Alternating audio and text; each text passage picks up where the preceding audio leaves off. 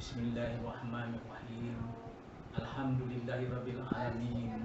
Wassalatu wassalamu asrafil anbiya wal mursalin Sayyidina Muhammadin wa ala alihi washabbihi ajma'in. Assalamualaikum warahmatullahi wabarakatuh. Tajuk hari ini di dalam jurnal Antul chapter bersabit dengan 13 Mei Malaysia. 13 Mei 1969 jatuh pada hari Selasa. Satu tragedi rusuhan kaum di Malaysia tertumpu di ibu kota Kuala Lumpur. Satu hari yang merubah Malaysia ke satu era baru. Tiga faktor yang besar membawa kepada terjadi tersebut. Pertama, sosial. Kedua, ekonomi. Dan ketiganya, politik. Dalam segi sosial, penghijrahan orang-orang Melayu dari kampung ke bandar, terutama Kuala Lumpur, untuk mendapatkan kehidupan yang selesa dengan bekerja. Yang kedua, kedatangan lepasan sekolah yang tidak bekerja di kampung untuk mencari kerja di bandar tertumpu pada Kuala Lumpur. Yang ketiga, penghijrahan orang-orang Melayu ini membuatkan orang-orang Cina di Kuala Lumpur bimbang dengan tergugatnya kedudukan mereka di bandar. Yang keempat, peluang pekerjaan yang terhad di bandar dan penghijrahan orang-orang Melayu ke bandar, orang Cina di bandar terasa tidak selesa. Kelima, pengangguran di kalangan orang-orang Cina di bandar semakin hari semakin meningkat. Ditambah pula kedatangan orang-orang Melayu, malah pengangguran juga berlaku di kalangan orang-orang Melayu. Yang keenam, pada masa yang sama, penghijrahan orang-orang India juga ke bandar dari estate untuk mendapatkan penghidupan yang lebih selesa. Akhir sekali, pada masa itu, perasaan perkauman amat tinggi di kalangan bangsa-bangsa yang berhijrah, dan di masa yang sama, kerajaan belum ada jabatan untuk mengawal perasaan perkauman ini. Di segi ekonomi pula, penghijrahan orang-orang Melayu dan India ke bandar tidak terancang mengakibatkan mereka tidak dapat tempat tinggal yang selesa. Sewa rumah mula naik dengan permintaan melebihi pengeluaran. Orang-orang Melayu dan India mula membuka tanah haram dan mendirikan rumah-rumah setinggan tanpa keperluan asas seperti elektrik dan air. Kilang-kilang dan gudang-gudang terhad menjadikan pekerjaan yang terhad. Dengan itu, orang Melayu dan India mula menjalankan perniagaan kecil-kecilan seperti kedai runcit dan menjual nasi lemak dan kuih-kuih. Pada pandangan orang Cina, perniagaan ini menggugat perniagaan mereka. Pengangguran makin bertambah di kalangan orang-orang Cina sedia ada di bandar, ditambah pula pengangguran di kalangan pendatang orang-orang Melayu dan India. Maka jenayah timbul dan merebak hingga tertubuhnya kumpulan-kumpulan gangsterisme mengikut bangsa. Melayu dengan geng Melayu, India dengan geng Indianya, dan geng Cina yang sedia ada semakin membesar. Pembukaan tanah haram membuatkan banyak kelompok-kelompok bangsa timbul. Orang Melayu dengan kelompoknya dan orang India dengan kelompoknya. Orang Cina tetap dengan kumpulan yang sedia ada tanpa membenarkan bangsa lain memasuki kawasan mereka. Segi politik. Politik kaum adalah salah satu faktor yang membawa kepada tragedi 13 Mei. Orang Melayu dengan UMNO, Cina dengan DAP, MCA, Gerakan Sosial Rakyat, dan India dengan MIC. Walaupun terdapat penyatuan politik iaitu perikatan dengan UMNO, MCA dan IC, tetapi ia masih menimbulkan keraguan di kalangan orang-orang Cina terutamanya. Tidak dilupakan juga Parti Islam se-Malaysia, PAS, juga membimbangkan kaum Cina. Dengan UMNO sebagai teraju perikatan, membuatkan orang-orang Cina terasa terasing dan menganggap perikatan membentingkan orang-orang Melayu sahaja. Pada masa yang sama, DAP dan pembangkang lain menghasut bangsa mereka untuk menentang kerajaan. Kejadian sebelum tragedi 13 Mei. Tunjuk perasaan tanpa permit dilakukan oleh orang Cina sekitar Kuala Lumpur. Boleh dikatakan tunjuk perasaan ini dilakukan hampir tiap minggu, dari perkara yang kecil hingga kepada isu-isu sensitif ditaja oleh pembangkang. Semakin hari, tunjuk perasaan ini menjadi semakin ganas hingga merosakkan kemudahan awam. Tunjuk perasaan ini dilakukan di kawasan-kawasan orang Cina seperti Bukit Bintang, Kepong dan lain-lain. Pada masa itu, pihak polis tidak mencukupi anggota. Malah pada masa yang sama, polis terpaksa menjalankan tugas untuk menentang pengganas komunis di utara. Ini disedari oleh pihak pembangkang dan mengaktifkan lagi tunjuk-tunjuk perasaan mereka. Pada tunjuk perasaan di Kepong, keganasan yang teruk berlaku sehingga mengugat kedudukan polis. Maka polis terpaksa melepaskan tembakan mengakibatkan seorang penunjuk perasaan mati.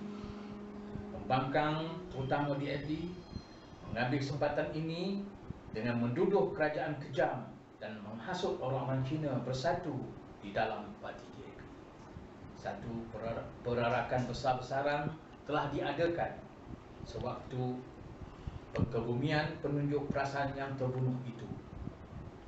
Berpuluh ribu orang-orang Cina telah berkumpul dan berarak menghantar mayat ke kubur. Malah perintah polis telah dilanggar dengan tidak mengikut jalan yang ditentukan.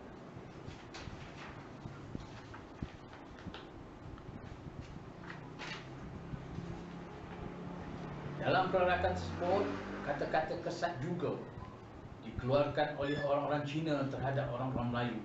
Ini menimbulkan kemarahan orang-orang Melayu. Pilihan raya umum telah diadakan. Pihak pembangkang telah mengatasi perikatan dengan satu kursi. Tapi pada masa itu pembangkang tidak bersatu. Tapi DAP telah bertindak dengan membuat perarakan kemenangan dengan mengeluarkan kata-kata menghina orang Melayu. Orang Melayu semakin marah.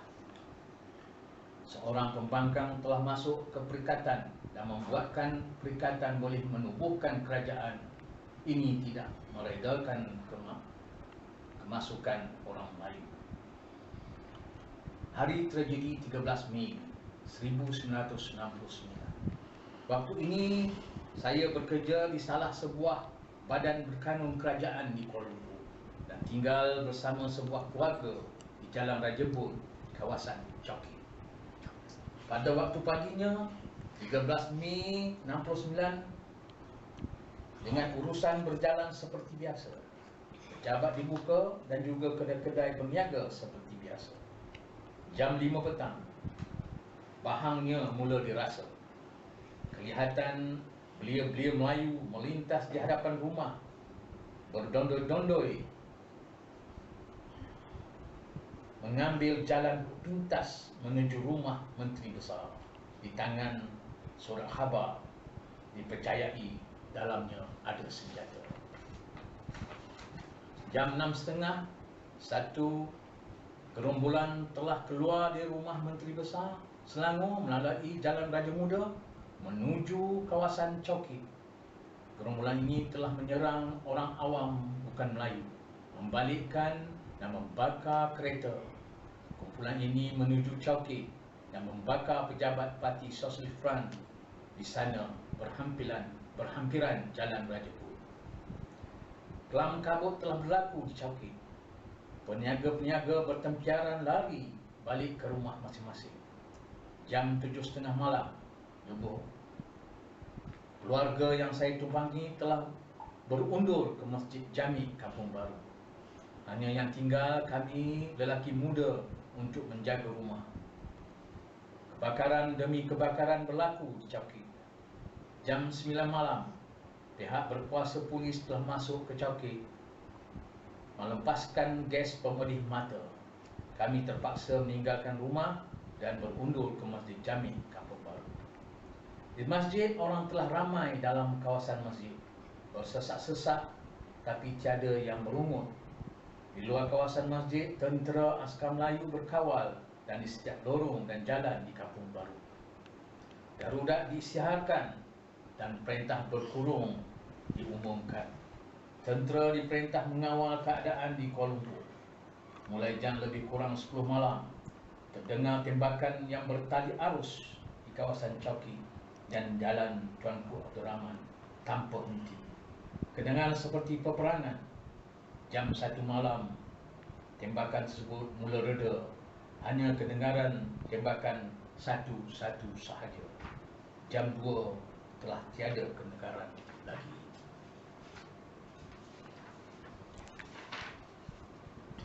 Hari kedua, 14 Mei. Pagi itu diumumkan melalui corong masjid bahawa sesiapa yang mahu balik ke Datuk Keramat dan tempat-tempat lain boleh pergi ke rumah Menteri Besar. Ramai yang pergi berkumpulan. Pada masa sama, sebuah lori FRU bersama anggotanya tiba di luar kawasan masjid. Dengan tiba-tiba, seorang anggota FRU berbangsa Cina telah melontarkan bom pemedih mata ke dalam kawasan masjid. Ini menimbulkan kemarahan orang-orang dalam kawasan masjid dan bertindak untuk menyerang FRU. Timbalan Menteri Besar Selangor pada masa itu berada di situ, cuba menghalang orang ramai. Akibatnya, beliau dilontar dengan selipar. Pada masa yang sama, kumpulan yang pergi ke rumah Menteri Besar telah berpatah balik membawa mayat seorang kawan. Melintas keadaan tersebut, FRU berlalu. Jenazah dibawa masuk ke masjid. Sewaktu kumpulan pergi ke rumah Menteri Besar di satu persimpangan, tentera ranger yang berkawal menyangka kumpulan itu hendak menyerang dan melepaskan satu tembakan dan mengakibatkan kematian. Hari ketiga, keadaan dalam masjid agak tenang tetapi sentiasa berjaga-jaga. Bantuan beras dan makanan kami diterima dari penderma terutama dari Pasar Chowki.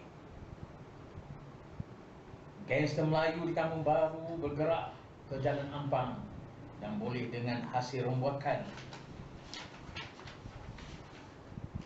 dengan membawa kereta mereka yang disamun.